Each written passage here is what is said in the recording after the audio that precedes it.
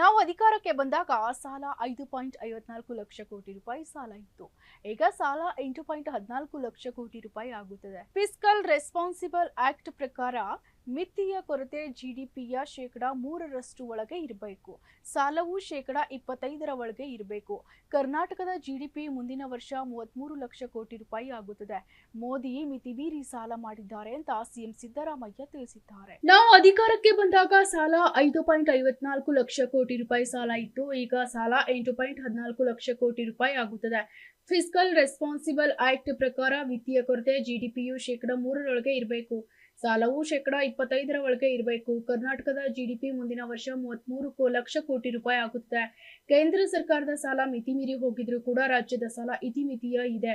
GDP ವೃದ್ಧಿಯಲ್ಲಿ ಕೇಂದ್ರಕ್ಕಿಂತ ರಾಜ್ಯದಲ್ಲೇ ಹೆಚ್ಚು ಎಂದಿರುವ ಸಿಎಂ ಸಿದ್ದರಾಮಯ್ಯ ಬಜೆಟ್ನಲ್ಲಿ ರಾಜ್ಯದ ಜನರ ಭರವಸೆಗಳನ್ನ ಈಡೇರಿಸುವ ಜೊತೆಗೆ ವಿತ್ತೀಯ ಶಿಸ್ತನ್ನ ಪಾಲಿಸಲಾಗಿದೆ ಅಂತ ಹೇಳಿದ್ದಾರೆ. ಗೃಹ ಕಚೇರಿ ಕೃಷ್ಣಾದಲ್ಲಿ 2026-27ನೇ ಸಾಲಿನ ಬಜೆಟ್ ಸಮರ್ಥಿಸಿಕೊಂಡು ಮಾತನಾಡಿದ ಅವರು, ಅಭಿವೃದ್ಧಿ ಕೆಲಸಗಳಿಗೆ ಸಾಲ ಮಾಡುವುದು ಅನಿವಾರ್ಯ ಎಂದರಲ್ಲದೆ ಇತಿಮಿತಿಯ ಸಾಲ ಮಾಡಲಾಗಿರುವುದನ್ನು ಸ್ಪಷ್ಟಪಡಿಸಿದ್ದಾರೆ. Bureau report, SSV news, Bengaluru.